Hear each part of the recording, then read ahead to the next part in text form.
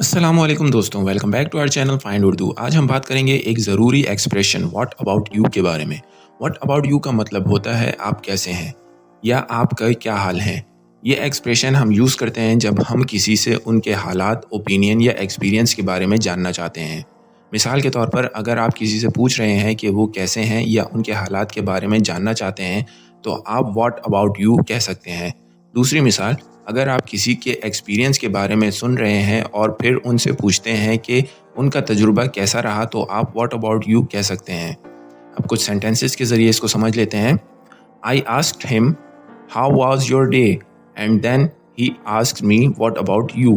मैंने उनसे पूछा आपका दिन कैसा रहा और फिर उन्होंने मुझसे पूछा कि आपका कैसा रहा। I heard about his adventure and then asked him what about you. मैंने उनके एडवेंचर के बारे में सुना और मैंने उनसे पूछा what about you. What about you एक कॉमन फ्रेज़ है जो हम कन्वर्सेशन में इस्तेमाल करते हैं जब हमें दूसरों के बारे में जानना होता है। इस एक्सप्रेशन से हम एक दूसरे के बारे में ज़्यादा जान सकते हैं। तो मिलते हैं अगली वीडियो में। खुदा हाफिज़।